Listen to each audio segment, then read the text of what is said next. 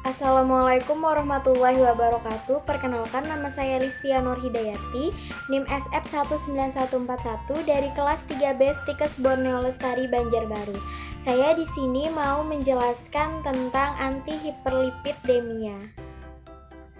Nah, di hiperlipid ini biasanya kita mengenal beberapa istilah seperti komponen, trigliserida, kolesterol, fosfolipid, dan juga lipoprotein.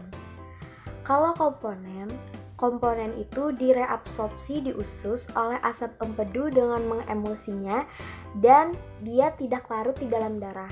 Kalau trigliserida berfungsi sebagai energi dan juga sebagai cadangan energi yang disimpan di jaringan adiposa. Sedangkan kolesterol itu biasanya sebagai komponen utama di dalam struktur hormon, sel saraf, dan lain-lain. Sedangkan fosfolipid itu adalah lipid yang ada di fosfat. Lipoprotein ini adalah lipid yang berikatan dengan protein. Biasanya dia ini bercampur baik di dalam darah. Nah, kemudian ada juga istilah berikut ini seperti kilomikron, FLDL, LDL, dan juga HDL. Apakah perbedaan dari keempat istilah ini? Nah, kalau kilomikron itu berfungsi untuk mengangkut trigliserida dan kolesterol dari makanan ke usus. Kalau FLDL berfungsi untuk mengangkut trigliserida dan kolesterol dari hati ke organ-organ yang lain. Jadi kilomikron dan FLDL ini sama-sama berfungsi mengangkut trigliserida dan kolesterol. Nah, jadi perbedaannya itu kalau kilomikron dia itu mengangkutnya dari makanan ke usus, sedangkan FLDL dia mengangkutnya dari hati ke organ-organ yang lain. Kemudian yang ketiga LDL. Nah, kalau LDL ini hanya mengangkut satu saja, yaitu dia hanya mengangkut kolesterol dari hati ke organ-organ yang lain. Kalau HDL ini juga biasanya disebut dengan kolesterol baik karena dia berfungsi untuk mengangkut kelebihan kolesterol. Sekarang kita masuk ke hiperlipid. Apa sih itu hiperlipid? Hiperlipid itu adalah tingginya kadar lemak atau lipid di dalam darah. Nah, di hiperlipid itu biasanya terjadi karena dua faktor. Yang pertama karena faktor lingkungan dan yang kedua adalah faktor genetik. Nah, kalau faktor lingkungan itu bisa disebabkan karena makanan dan juga kurang aktivitas. Makanan itu misalnya kita terlalu sering makan makanan yang tidak sehat seperti banyak lemak dan lain sebagainya. Kalau kurang aktivitas, misalnya kita lebih sering tiduran daripada kita olahraga. Jadi tubuh kita itu kurang bergerak. Kemudian kalau faktor genetik itu bisa karena gangguan kromosom. Jadi ada kromosom yang terganggu di dalam tubuh kita. Kalau yang kedua adalah metabolisme organ. Metabolisme organ kita terganggu dan tidak berjalan dengan semestinya. Nah, kemudian di atas ini ada klasifikasi tabel, yaitu tabel LDL, HDL, kolesterol, dan juga trigliserida. Jika seseorang terkena hiperlipidemia, maka salah satu yang harus dilakukannya adalah mengkonsumsi obat antihiperlipidemia.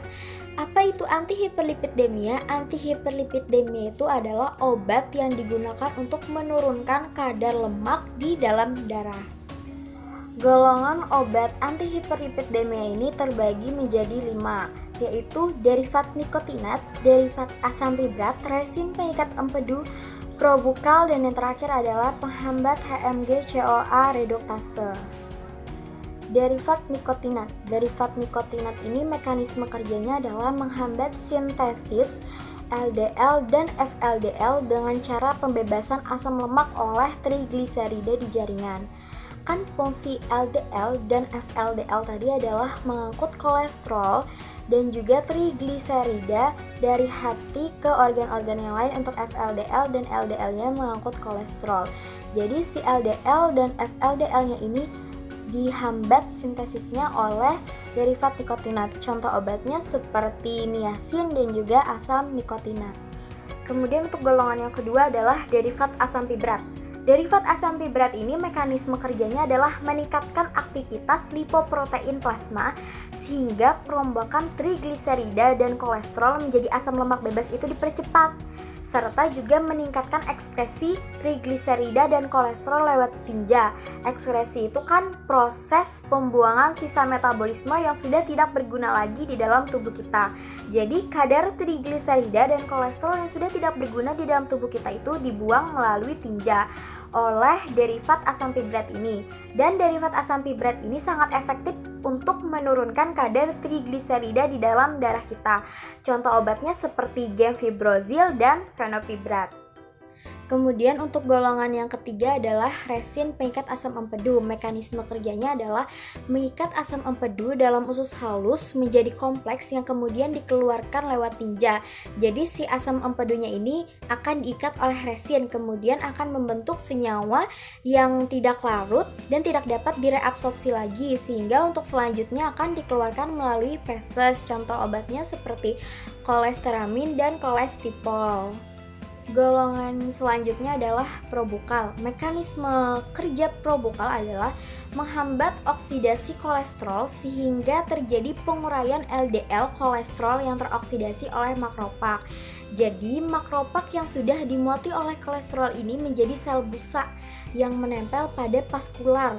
Nah, ini merupakan dasar dari pembentukan plak pada aterosklerosis. Jadi pencegahan oksidasi kolesterol akan menghambat perkembangan aterosklerosis. Contoh obatnya adalah Lorelco. Golongan selanjutnya adalah inhibitor HMG-CoA reduktase. Mekanisme kerjanya adalah menghambat enzim HMG-CoA reduktase dalam sintesis kolesterol sehingga terjadi penguraian kolesterol intrasel dan akan mengurangi simpanan kolesterol intrasel. Contoh obatnya adalah lopastatin, simvastatin, dan lain sebagainya.